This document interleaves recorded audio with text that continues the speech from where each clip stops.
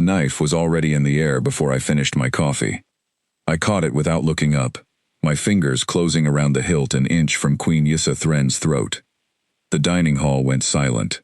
40 nobles froze mid-bite, their long silver eyes locked on me like I had done something impossible instead of something obvious. "You are supposed to scream," said the noble across the table, a thin man named Lord Cade Morse, his voice trembling with something between fear and disbelief. "Humans scream when death comes close. That is what the reports say." I set the knife down next to my plate and picked my coffee back up. "Wrong report," I said. "That was 3 days into the job. Let me back up. My name is Ethan Cole. Before I ever set foot on Queen Yissa's floating palace, I was a nobody, a discharged soldier, drifting between cargo runs on a rusted station at the edge of Threnari space, taking whatever work would pay for food and fuel. I had fought in wars most people in this galaxy had never heard of, on a planet most of them couldn't find on a star chart. When it ended, there was no parade, just a discharge notice and a debt I couldn't pay. So when a Threnari courier found me in a bar with a busted lip and an empty wallet, and told me the queen of an entire star system wanted to hire a human bodyguard, I laughed in his face. "You're serious," I said, once I realized he wasn't joining in. "Her Majesty is very serious," he said. "The pay is substantial. The risk is also substantial. Most who take this position do not last a season." I should have asked more questions. Instead, I asked one. "How substantial is the pay?" 3 days later, I stood in a hall built from a metal that shimmered like water, surrounded by guards nearly 8 feet tall, with skin like polished stone, and I felt very small and very human. The Threnari were not a soft species.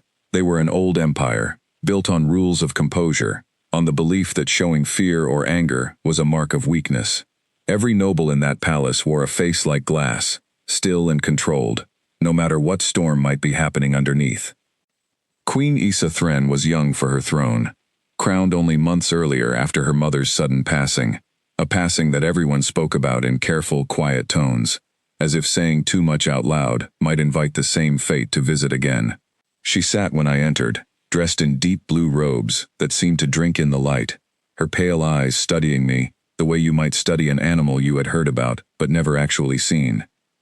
"A human," she said, and there was no warmth in it, only calculation. "My council believes this is either brilliant or foolish. I have not yet decided which." "Neither have I told her. "Ask me again in a month." A ripple went through the room. Not laughter.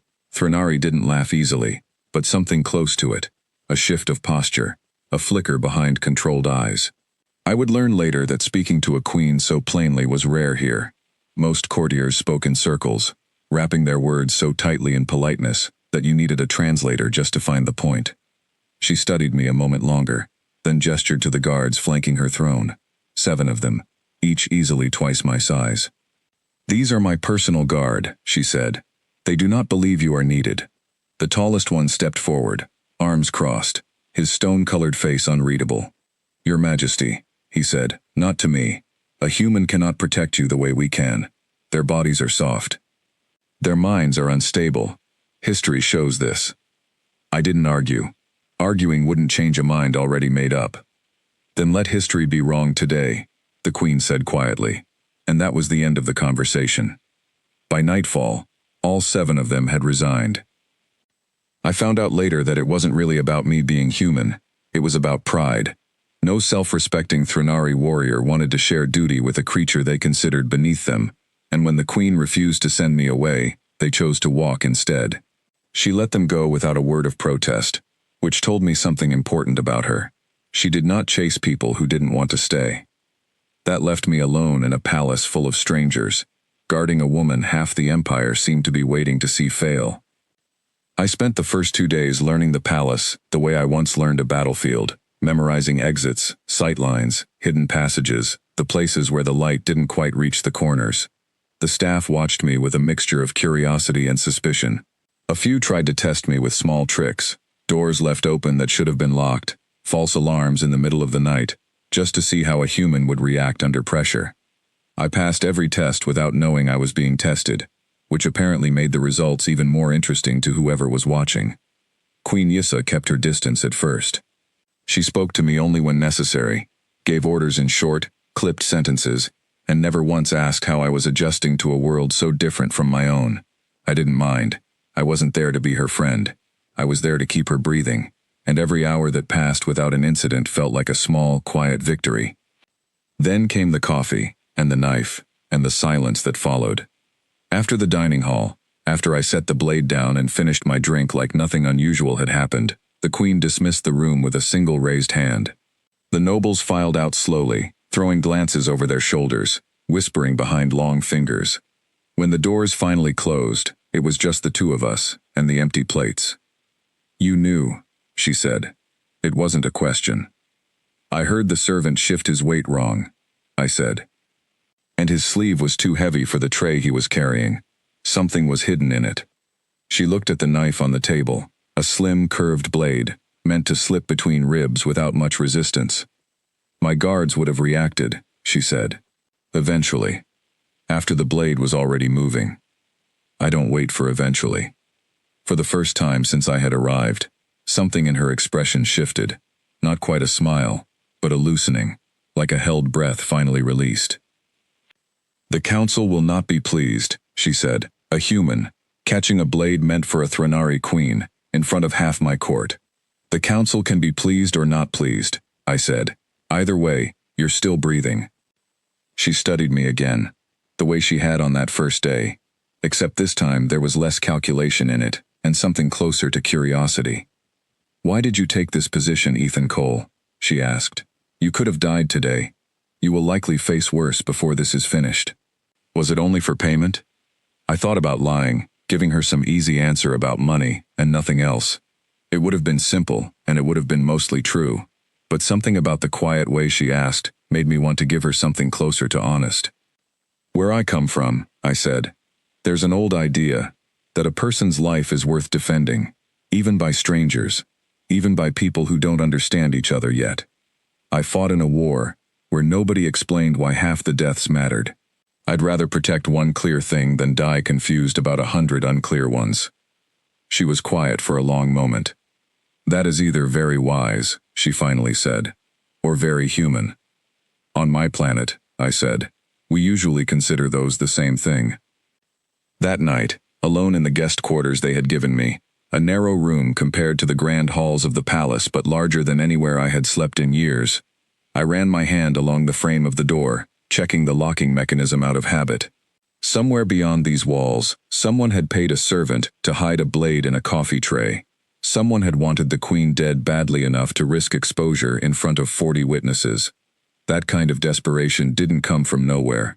It came from fear, the fear of losing something, power, position, a future that depended on Yissa Thren never sitting comfortably on her throne. I didn't know yet who was behind it. I didn't know how deep the rot went, or how many more knives were waiting in how many more sleeves. But I knew one thing for certain, standing there in a stranger's palace on a stranger's world, farther from home than I had ever imagined a human could go. Whoever wanted the queen dead was about to learn that the price of trying had just gone up. Outside my window, the twin moons of the Threnari homeworld hung low and silver over the palace gardens, and somewhere out there, in the dark, someone was already planning the next attempt.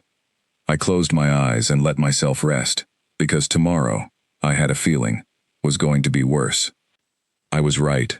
I just didn't know yet how much worse it would get, or how close I would come to losing everything I had only just started to care about protecting.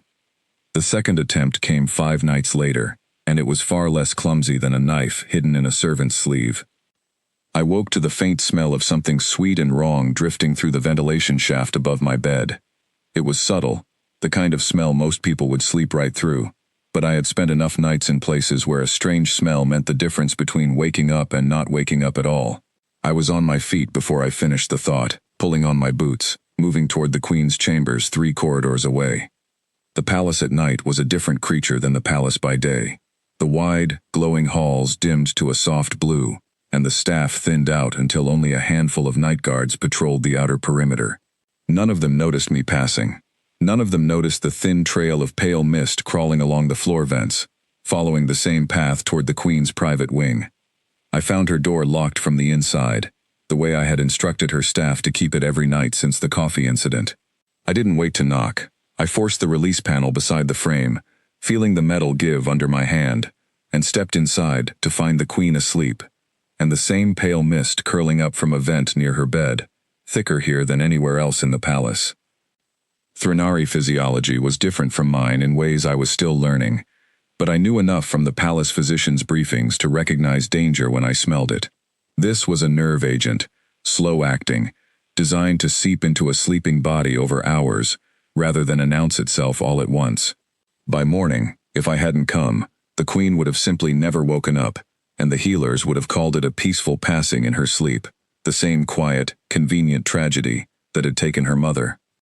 I crossed the room in 3 strides, scooped her up before she was even fully conscious, and carried her out into the hallway, calling for the night staff to seal the chamber and vent the air before the gas spread further. She woke properly somewhere in the corridor, disoriented, gripping my shoulder with a strength that surprised me. "What is happening?" she said, her voice thick with sleep and the first traces of the gas. "Someone tried to put you to sleep permanently," I said. "We're getting you to the physician." By the time the palace healers confirmed what I already suspected, poison seeded directly into the ventilation system feeding her private chambers, dawn had broken over the gardens outside, and the entire court was awake and buzzing with the news. I stood at the edge of the physician's chamber while Issa recovered, watching nobles gather in nervous clusters just beyond the doors, their composed faces cracking at the edges for the first time since I had arrived. Lord Cadmore's arrived among the first, his expression a careful mask of concern that didn't quite reach his eyes. "This is a terrible thing," he said, loud enough for the gathering crowd to hear. "Twice now, in less than a week, one begins to wonder if the Queen's new bodyguard invites danger, rather than prevents it." I let the comment pass without reacting. Reacting was exactly what he wanted, some flash of human temper he could point to and say, "See, this is why we do not trust them with soft emotions and quick tempers." I had learned a long time ago that silence was often the sharpest answer available. The physician, an older Threnari woman with careful hands and tired eyes, finally emerged to confirm the queen would recover fully, though she would need rest. When I was allowed back into the chamber, Issa was sitting upright, still pale, but alert, her sharp eyes finding mine the moment I stepped through the door. "You came before the alarms triggered," she said. "The vents in my chamber are supposed to be monitored. How did you know?" "I didn't know," I admitted. "I smelled something wrong, and trusted my gut." "Your gut," she repeated slowly, testing the unfamiliar phrase. An old human saying. It means I trusted instinct over evidence. She considered this for a long moment, her fingers absently smoothing the blanket across her lap. "On Threnar, we are taught that instinct is unreliable," she said. "That only careful thought and composed reasoning can be trusted. Emotion, urgency, these things are considered flaws in judgment." "With respect," I said, "your careful, composed reasoning almost got you poisoned in your sleep." She let out a short breath, not quite a laugh, but close enough that one of the healers glanced over in surprise. "Perhaps," she said quietly, "there is value in flaws I do not yet understand." The investigation that followed uncovered little. The seed capsule that released the poison had been placed deep in the ventilation architecture, accessible only to someone with detailed knowledge of the palace's original construction plans that were supposedly locked in the royal archive and available only to a small circle of trusted nobles and engineers. Whoever had planted it knew the palace intimately, which meant this wasn't some outside threat working blind. This was someone close, someone with access, someone patient enough to plan 2 failed attempts, and undoubtedly already working on a 3rd.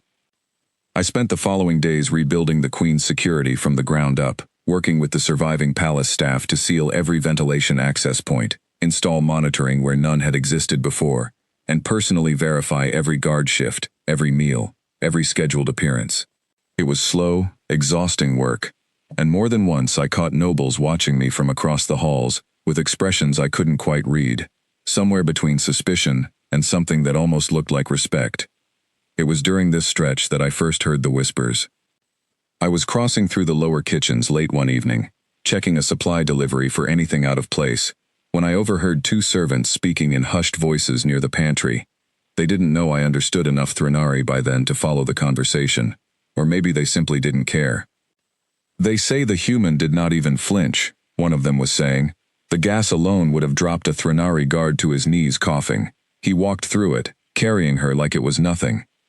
I heard he caught a blade out of the air without looking, the other replied. Barely blinked. My cousin works the upper hall, she said. His heartbeat did not even change on the security scanners. Not during the poison, not during the blade, nothing. That is not natural. Nothing about humans is natural, that is the point. I moved on before they noticed me, filing the conversation away without much thought at the time. It wasn't until later, when Advisor Rena Voss found me on the eastern balcony overlooking the palace gardens, that I understood how far those whispers had already traveled. Rena was an older Threnari scholar, one of the few members of the court who had shown me genuine curiosity rather than suspicion since my arrival. She served as the Queen's historian and advisor on matters of foreign relations, and unlike most of the nobility, she seemed to find my presence fascinating rather than offensive. You have caused quite a stir, Ethan Cole, she said, settling beside me at the railing, her long fingers folded neatly in front of her. I've caused 2 failed murder attempts to fail, I said. Seems like a reasonable use of my time. That is not what I mean. She smiled faintly, an expression I had learned was rare among her people. There is a reputation forming around you, in places far beyond this palace. I have contacts in the lower districts, merchants, information brokers, the sort of people who hear things before the court does. Your name has reached the guild circles already. What guild circles? The kind that arrange things like poisoned ventilation systems, she said simply. The kind that send trained killers to solve political problems quietly. They are talking about you, Ethan Cole, not with anger, with caution. I turned to face her fully. Why caution? Rena was quiet for a moment, choosing her words the way I imagined a historian chose which facts belonged in a record, and which belonged forgotten. Do you know why my people have never trusted humans in positions of protection? She asked. It is not because we believe you are weak. It is because your history is full of moments where you should have surrendered, should have retreated, should have accepted defeat as the reasonable outcome, and instead, you did not. Our historians have studied your conflicts. There is a pattern that troubles careful, composed minds like ours. Humans, facing certain loss, tend to become more dangerous, not less. That's not exactly comforting, I said. It is not meant to comfort you, she said. It is meant to explain why assassins, who have never once failed a contract in this system, are suddenly requesting additional payment, additional preparation, additional time, before agreeing to try again for the Queen's life. You have made yourself a variable they cannot calculate, Ethan Cole. And creatures who deal in calculated risk do not enjoy variables they cannot calculate. I thought about the 2 attempts already made, the knife in the tray, the poison in the vents, both careful, both deniable, both the kind of plan built by someone who wanted the Queen gone without ever being directly connected to her death. Whoever's paying for this isn't going to stop just because their hired help gets nervous, I said. No, Rena agreed. They will simply hire someone less nervous, someone with less to lose, or something greater to gain. I tell you this not to frighten you, Ethan Cole, but because I believe you should know what is coming. The first 2 attempts were tests. Whoever ordered them was measuring the Queen's defenses, and measuring you. The next attempt will not be a test. That night I stood watch outside the Queen's chambers, long after the rest of the palace had gone quiet, running the pieces of the puzzle over in my mind. Someone with access to the palace's original architecture. Someone with resources deep enough to hire professional killers, and patient enough to try twice without panicking after failure. Someone who stood to gain from Issa Thren's death in a way significant enough to risk everything on a plan this careful. The list of suspects wasn't long, but it was dangerous. Nobles who wanted her removed from the throne. Rivals from neighboring systems who saw a young, untested queen as an opportunity. And somewhere in that list, quietly watching, careful never to raise suspicion, was whoever had actually given the order. I didn't sleep that night. I stood in the hallway, listening to the palace breathe around me, and I thought about what Rena had said. A variable they cannot calculate. Good, I thought. Let them keep calculating wrong. Because whoever was hunting Queen Issa Thren was about to learn a lesson the hard way. The same lesson every enemy I had ever faced eventually learned, usually too late to matter. I did not plan on losing this fight.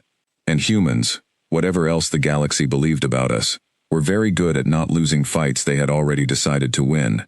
3 weeks passed without another attempt, and somehow the quiet was more unsettling than the danger had been.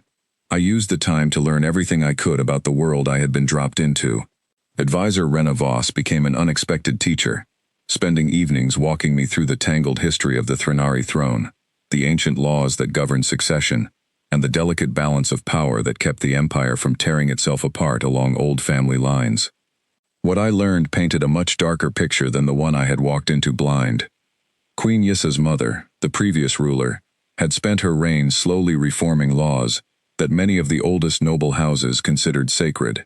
She had opened trade routes to species the traditionalists viewed as inferior, weakened the old caste restrictions that kept common Threnari from rising in rank, and most controversially, had begun drafting a treaty that would allow non-Threnari species, including humans, to hold advisory positions within the Empire's expanding territories. When she died suddenly, the official record called it a failure of the heart, sudden and untreatable. Nobody outside a small circle had ever questioned it at the time. Now, sitting on a garden bench beside Rena as the twin moons rose over the palace, I found myself questioning it very seriously. "You think her mother was killed too?" I said. Rena's expression didn't change, but her hands tightened slightly in her lap.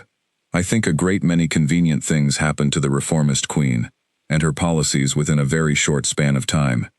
I think it would be foolish for a historian to ignore a pattern simply because proving it would be dangerous." "And Issa knows this?" "Issa suspects it," Rena said. "She has never had proof. Her mother's passing was ruled natural before anyone thought to look closer, and by the time suspicion grew, the evidence, if there ever was any, had long since disappeared." I thought about Lord Cade Moores, the noble who had been so quick to plant doubt about me in front of the whole court after the poison attempt. He wasn't the only traditionalist voice in the palace, but he was one of the loudest, and loud voices in a court, built on careful composure, usually meant someone was compensating for something they didn't want examined too closely. "There's a succession law," I said slowly, remembering a phrase Rena had mentioned in passing days earlier. Something about the throne needing to be purified if the ruling line breaks. Rena's silver eyes flicked toward me, surprised I had remembered. "The doctrine of continuance," she said, "an old law, rarely invoked, allowing the Council of Houses to remove a monarch from power if she is judged to have brought outside corruption into the bloodline of the throne. It was written centuries ago, meant to prevent foreign manipulation during wartime. In modern times, it has mostly been forgotten, a relic nobody expected to matter again. Until now," I said. "Until Yissa began speaking openly of expanding the treaty her mother started," Rena confirmed. "Until she hired a human to stand at her side in the most visible position in the palace.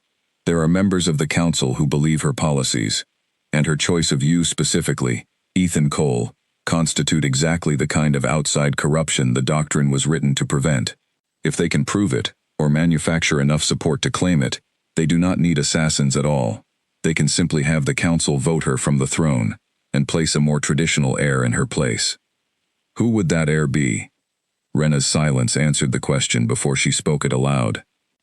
"Lord Cade Moores is her closest living cousin," she said. "Third in line by old blood law. First in line if the council rules against her." Everything clicked into place with the cold, familiar click of a puzzle I had seen too many times before. Different galaxy, same story. Someone wanted power, and they were willing to use fear, doubt, and quiet, deniable violence to get it. I found Yissa later that night in the palace archive. A quiet room I hadn't expected to find her in, surrounded by old records and half-lit data screens. She looked up when I entered, unsurprised, as if she had known I would eventually come find her with questions. "Rena told you about the doctrine," she said. "She told me about all of it," I said. "Your mother, Cade Moores, the council." Issa set down the record she had been reading and folded her hands in front of her, the same composed posture I had seen on the throne, except here, alone, with only me watching. Something in it looked more tired than regal. "I have known since I was a child that my mother's reforms made enemies," she said. I did not know for certain they killed her. I still do not know for certain. That is the cruelty of it, Ethan Cole. Suspicion without proof accomplishes nothing except sleepless nights. So prove it, I said. Find whatever they hid. Rena said the evidence disappeared, not that it was destroyed. I have tried, Issa said, a rare flash of frustration crossing her face. For months before you arrived, I searched. Every trail leads to locked archives I do not have the authority to open, or witnesses who have grown suddenly, conveniently silent. I am the Queen, Ethan Cole, and I am still powerless to open my own mother's death for honest review, because the council that would need to authorize it is filled with the very people who benefit from it staying closed. I understood then, more clearly than I had before, exactly what kind of fight this really was. It wasn't only about keeping her alive from one attempt to the next. It was about a slow, patient effort to remove her from power entirely, using rules and traditions as weapons instead of blades, weapons far harder to catch out of the air. Then we find another way in, I said. Every locked door has a weak point somewhere. I've broken into worse places than a palace archive. For the first time since I had known her, Issa laughed, a short, surprised sound that seemed to catch even her off guard. You say that so simply, she said. As though breaking centuries of Threnari law is no different from breaking a door. Laws are just rules somebody decided on, I said. Rules can be wrong. Doors are just metal. Both can be gotten around, if you're patient enough and willing enough. She studied me for a long moment, the way she had that very first day on the throne, except now there was none of the cold calculation left in it, only something quieter, something that looked almost like trust. You are a strange creature, Ethan Cole, she said softly. My whole life I was taught that emotion clouds judgment, that composure is the highest virtue a ruler can hold, and yet here you stand, driven entirely by something that looks very much like feeling, and somehow it has kept me alive when careful composure could not. Feelings aren't the enemy, I said. Bad decisions are. Sometimes feelings lead to good decisions. Sometimes they don't. You just have to know the difference. It was around this time that the third attempt finally came, though it looked nothing like the first two. I noticed him before he ever made a move, a figure standing at the edge of the palace gardens during a public reception, dressed like a merchant's aide, unremarkable in every way, except for the stillness of his posture. Threnari nobles moved through crowds with practiced elegance, but this man moved like a soldier, trying very hard to look like he wasn't one. Weight balanced, eyes tracking exits instead of conversation, hands never quite relaxed at his sides. I positioned myself near the Queen without drawing attention, watching him work his way slowly closer through the crowd.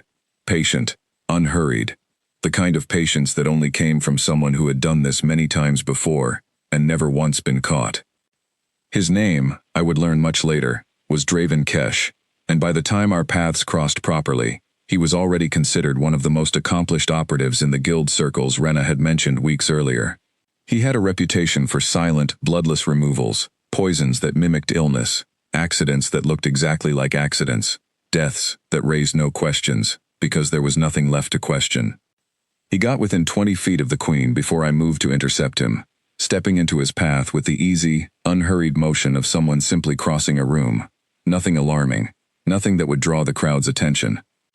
Interesting party, I said quietly, close enough that only he could hear. Something flickered behind his eyes, recognition, maybe surprise, that I had clocked him this early. Most targets, most guards, never saw him coming until it was already finished. You are the human, he said, his voice low and even, the one who caught the blade, who walked through the gas without falling. Word travels fast. In my line of work, Draven said, word is the only thing that keeps you alive longer than your last contract. We stood there, close enough to touch, surrounded by a crowd of nobles who had no idea how close they were standing, to a moment that could have ended very badly, and I watched him make a calculation I had seen 100 times before, in 100 different soldiers on 100 different fields. The calculation every professional makes when they realize the job in front of them is no longer the job they were told about. They did not tell me you would notice me this early, he said finally. They didn't know, I said. Neither did I, until you got close enough to smell wrong. A long pause stretched between us. The kind of silence that carries more weight than words. Then, slowly, deliberately, Draven Kesh took one step back. "I have killed 43 people in this system," he said quietly, almost conversationally. "Nobles, merchants, 2 former council members, 1 general who thought his personal guard could stop me. None of them saw me until it no longer mattered. You saw me from across a garden, before I had even decided how I would approach. So I am reconsidering the terms of my contract," he said. "A wise operative does not spend a life on a job that has already changed shape beneath him." He turned and melted back into the crowd, without another word, and though I kept watch for the rest of the evening, he never approached again. I would later learn that he left the palace grounds entirely that same night, and word within the guild circles shifted from cautious curiosity about the human bodyguard into something closer to quiet avoidance. Rena found me afterward, having watched the entire exchange from a distance without my noticing, which unsettled me slightly, given how carefully I thought I had been watching everyone else. "You let him walk away," she said, not quite a question. "Killing him wouldn't have solved anything," I said. "He's not the real problem. He's just a tool somebody else is using. Kill the tool, they hire another one. I'd rather he walks around telling every other tool in this system exactly what he saw tonight." Rena considered this, then nodded slowly, a small, approving motion. "A very human strategy," she said. "Fear as a weapon, instead of violence itself. Fear that spreads is more useful than one body they can quietly explain away," I said. "Let them wonder. Let every assassin they try to hire after this ask around first, and hear the same story Draven's about to tell everyone who'll listen." It worked better than I expected. Over the following days, the whispers Rena had first mentioned weeks earlier grew louder, spreading from the lower districts, up through the merchant circles, and eventually, inevitably, back into the palace itself. Nobles who had once eyed me with open contempt began watching me with something closer to wariness. Even Lord Cade Morse, when our paths crossed in the long marble halls, seemed to choose his words more carefully than before, though the cold dislike in his eyes never fully faded. But I knew, even as the whispers worked in our favor, that fear alone would not be enough to stop whoever was truly orchestrating this from the shadows. Draven Kesh had walked away because the calculation had changed in his favor to walk away. Whoever hired him would simply recalculate, find someone with less to lose, or something greater to gain, exactly as Rena had warned me weeks before. The quiet that followed Draven's departure lasted only 11 days. On the 12th, everything changed, and the fight that had been building slowly beneath the surface of careful court politics finally broke into the open, in a way none of us, not me, not Issa, not even careful patient Rena, had fully prepared for. The invitation arrived on the 12th day, carried by a formal courier wearing the colors of a neighboring system called the Vorin Accord, a trading alliance the Threnari Empire had maintained careful, distant relations with for generations. It requested the Queen's presence at a diplomatic gathering to formalize a new trade agreement, one that would benefit both territories significantly, and one that had apparently been in negotiation for over a year, long before I had ever arrived in this system. I didn't like it from the moment I read the terms. The gathering would take place aboard a neutral station in Vorin territory, and Threnari diplomatic protocol, ancient and rigidly enforced, required that any monarch attending a foreign gathering do so with only ceremonial guards, unarmed and limited strictly to Threnari citizens. No outside protection allowed. No exceptions, not even for a queen who had already survived 2 attempts on her life within a single season. "This is convenient timing," I said, standing in the Queen's private study, as Rena laid out the formal documents on the long table between us. "It is old law," Rena said, though her tone carried the same unease I felt. "The protocol predates the current council by centuries. It was written to prevent Threnari monarchs from bringing armed foreign soldiers into neutral territory during delicate negotiations, a reasonable precaution in times of war. It has simply never been tested in circumstances like this." "Who approved the council's side of this invitation?" I asked, already suspecting the answer before Rena spoke it. "The Trade Council," she said quietly, "chaired, this cycle, by Lord Cade Morse." There it was. Not a blade in a coffee tray, not poison in a vent, not a hired killer working through the crowd. Something far more elegant, and far harder to fight, a rule I could not break without triggering an incident that could unravel the fragile peace between two entire star systems. If I insisted on accompanying Issa armed, in violation of protocol, I would hand every traditionalist on the council exactly the excuse they needed to invoke the doctrine of continuance. Proof, finally, that the Queen's foreign influence disregarded sacred Threnari law whenever it suited her. If I let her go alone, surrounded only by ceremonial guards who had already proven, twice now, unable or unwilling to stop a determined attempt on her life, I would be sending her directly into whatever trap had been carefully built around this invitation. "You cannot come," Issa said when I raised my concerns with her directly. "I have read the same protocols you have, Ethan. If you violate them, even to protect me, you hand Cade Moores exactly the weapon he needs. He does not require my death to win, Ethan Cole. He only requires my humiliation, my exposure as someone who cannot be trusted to honor the Empire's oldest laws. And if I let you go alone, and something happens to you on that station, what does it matter whose laws were honored?" Issa's expression tightened, the composed mask slipping just slightly at the edges. "It matters because I am queen of an entire empire, not simply one woman, whose life must be protected at any cost.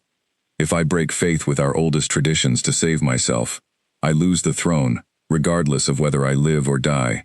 Do you understand what I am telling you?" I understood it perfectly, and I hated every part of it. We argued for the better part of an hour, going in circles that reminded me uncomfortably of the very political maneuvering I had come to despise since arriving in this palace. Rules within rules, each one designed less to protect anyone, and more to trap the people bound by them. In the end, Issa made the decision herself, the way a queen was required to, and I was left standing in the corridor outside her chambers that night, with a decision of my own to make. Rena found me there, arms crossed, staring at nothing in particular. "You are thinking of a way around it," she said. It wasn't a question. "There's always a way around it," I said. "I just haven't found this one yet.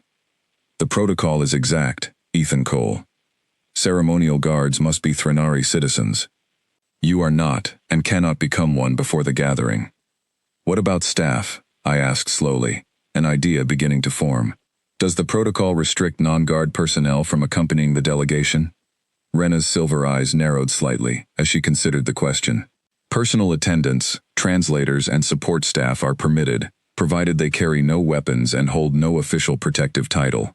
It has never mattered before, because no queen has ever brought someone she needed protection from, disguised as someone she simply needed assistance from." "Then that's my way in," I said. It wasn't a perfect solution, and both of us knew it. Traveling unarmed, without official protective standing, meant that if anything went wrong aboard that station, I would have none of the tools I normally relied on, no weapon, no authority to act openly, nothing except whatever I could improvise in the moment. But it was better than letting Issa walk into a trap completely alone, surrounded by guards who had already failed her once, and would likely fail her again if the moment truly mattered. Issa resisted the idea when I brought it to her the next morning, exactly as I expected she would. "This is not protection, Ethan Cole," she said. "This is you, walking into danger with both hands tied, hoping instinct alone will be enough if something happens." "Instinct's gotten me pretty far, so far," I said. Instinct did not stop a blade before it was already thrown, it only stopped it after. "And I was standing close enough to catch it," I said. "That's the part that matters. Close enough. That's all I'm asking to be. Close enough, if something goes wrong." She studied me for a long time, the same careful, searching look she had given me on the very first day we met, except now there was none of the coldness left in it, only something that looked, unmistakably, like worry, an emotion I doubted she would have admitted to feeling even a month earlier. "If something happens to you on that station," she said quietly, "because you insisted on standing close to danger, with no way to defend either of us properly, I do not know that I could forgive myself for allowing it." "Then let's make sure nothing happens," I said. "To either of us." She agreed, finally, though I could tell it cost her something to do it, some final piece of the careful composure she had built her entire life around, bending just slightly to make room for a decision that felt less like calculated strategy and more like trust. The journey to the neutral station took 2 days aboard the Royal Transport, and I spent every hour of it studying the layout of the meeting hall from architectural records Rena had managed to acquire through contacts in the Trade Council, memorizing exits, sight lines, and every possible place danger could hide, the same preparation I had done in the palace weeks earlier, except now working entirely from documents instead of first-hand observation, and without the tools I would normally have carried to act on what I found. The gathering itself began smoothly enough. Delegates from the Voron Accord greeted the Threnari envoy with careful formality, and for the first several hours, the negotiations proceeded exactly as the official documents had promised. Trade routes discussed, tariffs debated, nothing that suggested anything beyond ordinary diplomatic business. It was during the ceremonial dinner that followed, exactly the kind of gathering built around careful ritual and unspoken rules, that I noticed the shift. A Voron attendant approached me quietly during the meal, informing me that support staff were required to wait in a separate chamber during the formal toasts, an old tradition meant to preserve the dignity of the negotiating parties. It was a small request, reasonable on its surface, exactly the kind of detail that would seem harmless to anyone who hadn't spent the last several weeks learning how carefully these kinds of traps could be built from nothing but harmless-seeming details. I hesitated, glancing across the hall toward Issa, seated at the head table among the Voron delegates and her own ceremonial guard, none of whom had shown the kind of alertness I would have wanted to see from people responsible for her safety. "This is standard protocol," the attendant said, growing impatient at my delay. "All support staff, without exception." I had a choice to make, and I made it the way I had made every important choice since arriving in this system, trusting the feeling in my gut over the careful, reasonable rules laid out in front of me. "Tell them I'll be right there," I said, and the moment the attendant turned to relay the message, I moved in the opposite direction entirely, slipping quietly along the edge of the hall toward a side corridor that, according to the architectural records I had memorized, led directly back toward the head table, through a service passage rarely used during formal events. I don't know exactly what alerted me first, the faint smell of ozone in the air that didn't belong, the too still posture of one particular Voron guard standing near an emergency exit, or simply the same instinct that had never once failed me since I arrived on this world. What I know is that by the time the first shot rang out through the hall, a precise, silent weapon designed to look like an accident, a malfunctioning ceremonial display, rather than an assassination attempt, I was already moving, already close enough, exactly as I had promised Issa I would be. I reached the head table half a second before the second shot fired, close enough to pull her from her chair, and put myself between her and the source of the danger, unarmed, exactly as protocol required, relying on nothing but timing, positioning, and the same stubborn refusal to lose that had carried me through every dangerous moment of my life before this one. The hall erupted into chaos around us, Voron guards shouting, Threnari ceremonial escorts finally, belatedly, reacting to a threat they should have caught minutes earlier. I kept Issa low, moving her steadily toward the nearest secure exit, while the confusion gave us cover, my mind racing through every possible next move, unarmed, in enemy territory, with the one person I had promised to protect no matter the cost pressed close against my side. We made it to the transport with minutes to spare, the Threnari envoy scrambling to manage the diplomatic fallout of an attack that would undoubtedly strain relations between the two systems for years to come, regardless of who was ultimately found responsible. Issa sat across from me in the transport's private cabin as we broke away from the station, her hands still trembling slightly from adrenaline, the careful Threnari composure finally, completely gone. "You broke protocol," she said quietly. "You left the assigned waiting chamber." "I did," I said. "If the council learns of this, they will say exactly what Cade Moores has wanted them to say from the beginning, that you disregard our laws whenever it suits you. That bringing you into this palace was inviting corruption into the heart of the Empire." "Maybe," I said, "but you're alive to argue with them about it, instead of dead because I followed a rule that was never meant to protect you in the first place." She was quiet for a long moment, watching the stars stretch into streaks of light as the transport shifted into faster travel, carrying us back toward home, back toward a palace that I now understood, with absolute certainty, held more danger inside its walls than any battlefield I had ever fought on. "Thank you," she said finally, so quietly I almost missed it. "For choosing to be close enough." "That's the job," I said. But even as I said it, we both understood, It had stopped being only a job, a long time before that moment. Somewhere between a coffee tray and a garden and 100 small decisions that had nothing to do with the money that had originally brought me here at all. The transport carried us home in silence after that, but the danger, we both knew, was far from over. Whoever had arranged the attack aboard that neutral station had failed, but failure, I had learned by now, only ever made the people behind this kind of plan more careful, more patient, and more dangerous the next time they tried. And somewhere back in that palace, Lord Cade Moores was undoubtedly already preparing his next move, one final attempt to remove Issa Thren from her throne, by whatever means finally proved necessary. 2 days after we returned from the Vorin station, Lord Cade Moores requested an emergency session of the Council of Houses, citing what he called a grave breach of ancient protocol, committed by the Queen and her foreign attendant during the diplomatic gathering. Word of the request spread through the palace within hours, and by the time evening fell, every noble family with a seat on the council had already gathered in the Great Hall, their careful, composed faces betraying just enough tension to tell me they understood exactly how much was at stake. I stood at the edge of the hall beside Rena, watching the council take their seats in a wide, curved formation around the Queen's raised platform. The same formation, Rena told me quietly, that had once been used centuries earlier to formally remove a monarch from power. My hands stayed loose at my sides, no weapon allowed within the chamber, exactly the same restriction that had nearly cost Issa her life aboard the Vorin station days earlier. Cade Moores rose first, his voice carrying easily through the silent hall.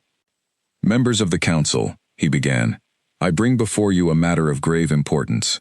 Our Queen, in direct violation of the Accord Protocol governing foreign diplomatic gatherings, brought an armed foreign national into a neutral negotiation under the false pretense of support staff. This human left his assigned position without authorization, moved through restricted areas of the gathering, and by his own admission, disregarded the sacred boundaries our ancestors established generations ago to protect the integrity of Threnari diplomacy." Murmurs rippled through the gathered nobles. I kept my expression still, the same careful composure I had learned to hold since arriving in this palace, though every instinct in me wanted to point out the obvious flaw in his outrage. "I would remind the council," Cade continued, his voice rising with practiced conviction, "that this is not the first incident surrounding this human's presence in our court. 2 attempts on the Queen's life have occurred since his arrival, and rather than these attempts diminishing under his protection, they have continued, culminating in an attack so severe it nearly cost us our Queen entirely, aboard a station where his very presence violated the laws meant to keep her safe. I ask the council to consider, honestly and without sentiment, whether the presence of this human has protected our Queen, or invited the very danger that now threatens her throne." It was, I had to admit, a well-constructed argument, built from true facts, arranged in exactly the wrong order, to reach exactly the conclusion he wanted. Every word he said was technically accurate. Every conclusion he drew from it was a careful, deliberate lie. Issa rose from her seat before I could speak, her voice steady despite the tension visible in the set of her shoulders. "Cousin," she said, "you speak of protocol violations, yet you fail to mention that the very attack you cite as evidence against Ethan Cole occurred because he was close enough to stop it. Had he remained in the waiting chamber as protocol demanded, I would not be standing here to answer your accusations at all. I would be dead, exactly as someone clearly intended." "A convenient claim," Cade said smoothly, "with no evidence beyond his word and yours." "Then let us find evidence," Issa said, and something in her voice shifted, sharper now, more certain than I had ever heard it. "Let us examine, honestly and without sentiment as you say, who arranged the Accord Protocol restrictions for this particular gathering. Let us examine who chaired the Trade Council that approved sending me into that negotiation with reduced protection. Let us examine, cousin, who benefits most directly should this council find grounds to remove me from this throne." The hall went utterly silent.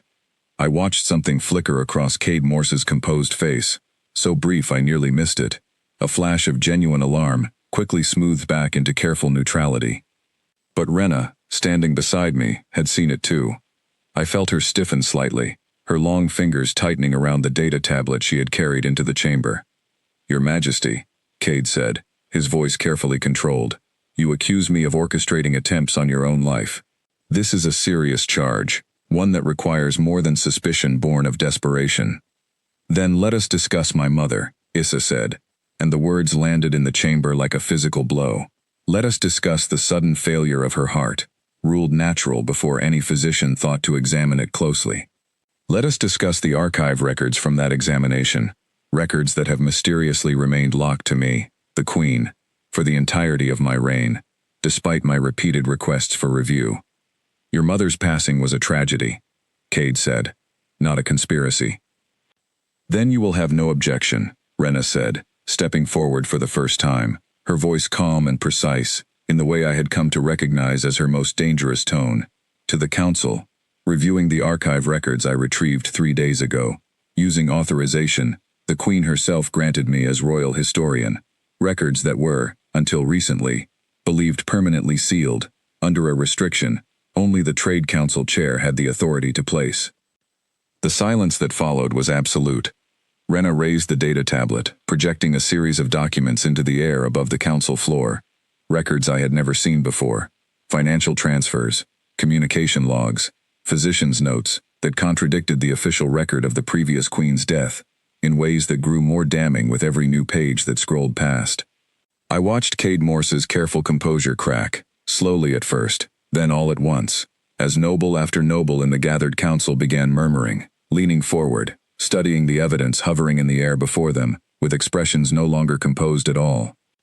This is fabrication, Cade said, but his voice had lost its earlier confidence, and I could see several council members exchanging glances that suggested they no longer believed him. Then let the council's own physicians examine the original records themselves, Issa said. Let them determine, without my involvement or yours, whether these documents are fabrication or truth. I do not ask the council to convict you today, cousin. I ask only that the truth finally be permitted to see light after being buried for far too long. It took nearly 3 more hours of careful, formal deliberation before the council reached its decision, hours during which I stood beside Issa, close enough exactly as I had promised, watching a battle fought entirely with words and evidence instead of blades and poison, and understanding, finally, that this had always been the real fight, the one hiding beneath every knife and every hidden vial of poison since the moment I first arrived. The council ordered a full investigation into the previous Queen's death, and into Lord Cade Morse's conduct, as chair of the Trade Council. He was removed from his seat that same evening, placed under formal restriction pending the investigation's outcome. His careful, composed mask, finally, completely gone, as palace guards escorted him from the chamber. It wasn't a perfect ending. Justice, I had learned a long time ago, rarely arrived neat and complete, and it would take months, possibly longer, for the full investigation to run its course and determine exactly how deep Cade's involvement truly went, and whether he had acted entirely alone or with support from other traditionalist voices within the council. But it was enough, that night, to feel something I hadn't let myself feel since arriving in this system. Relief. Word of what had happened in the council chamber spread through the palace, and then through the wider empire, faster than I would have believed possible. Within days, the story had reached the same guild circles Rena had first told me about weeks earlier, the story of a human bodyguard who had walked unarmed into a diplomatic trap and still managed to save his queen, who had then stood beside her as she dismantled a conspiracy that had been quietly poisoning the Threnari throne for years. I noticed the change first in small ways. Palace staff who had once watched me with wary suspicion now offered small nods of acknowledgement as I passed. Nobles, who had avoided direct conversation, began, cautiously, to seek my opinion on matters of security and protocol, treating my presence not as an unwelcome necessity, but as something closer to an asset worth understanding. The clearest sign came nearly a month later, during a public reception held to formally announce the council's ongoing investigation and reaffirm Issa's position on the throne. I was standing at my usual place near the entrance, watching the gathered crowd the way I always did, when I noticed a figure at the edge of the garden, standing too still among the moving crowd, exactly the way Draven Kesh had stood weeks earlier. This one was different, younger, unfamiliar, clearly new to whatever guild had sent him. I watched him study the room, watched his eyes eventually find me across the crowd, watched the careful, practiced calculation cross his face, as he took in my posture, my position, the easy readiness I had stopped trying to hide weeks ago. He didn't approach. Instead, he simply turned, quietly, and walked back the way he had come, disappearing into the crowd and out through the garden gates, without ever making a single move toward the Queen at all. I found Issa later that evening on the same eastern balcony where Rena had first warned me about the whispers spreading through the guild circles, looking out over the palace gardens bathed in the soft silver light of the twin moons. "Another one came tonight," I told her, left without trying anything. "How many does this make?" she asked. "4, since Draven Kesh," I said. "None of them have gotten within 30 feet of you since." She was quiet for a moment, watching the gardens below, and I found myself standing beside her the way I had 100 times before, except now, for the first time, it didn't feel entirely like a job. It felt like something closer to choice. "When you first arrived," she said, "my council believed hiring you was either brilliant or foolish. I told you I had not yet decided which." "I remember," I said. "I have decided," she said, turning to look at me directly, something warm and unguarded in her expression that I had never seen from her during those first cautious weeks. "It was neither, Ethan Cole. It was simply necessary, though I did not fully understand why until now." "Why's that?" "Because my mother believed our empire needed to change," she said. "That the old walls we built between ourselves and the rest of the galaxy were making us weaker, not stronger. She died before she could prove it. I have spent my entire reign afraid that trying to finish what she started would cost me everything, exactly as it apparently cost her. And then you arrived, a stranger from a world none of my ancestors ever imagined, and you did not protect me because tradition demanded it, or because law required it. You protected me because you chose to, again and again, even when choosing to cost you everything protocol and safety would have otherwise offered you. That's the part your people keep missing," I said. "Protection that only exists because of rules isn't really protection at all. It's just obligation. The moment the rules get complicated enough, obligation finds a way out. Choice doesn't." She smiled then, small and genuine, nothing like the careful composure she had worn like armor during our first meeting months earlier. "The council has begun discussing something new," she said. "A formal position within the palace guard, open to qualified individuals regardless of species. My advisors are calling it a controversial proposal. I am calling it long overdue." "Sounds like you're trying to hire more of my kind," I said. "I am trying," she said, "to build something my mother started and never finished. An empire strong enough to stop being afraid of what it does not yet understand."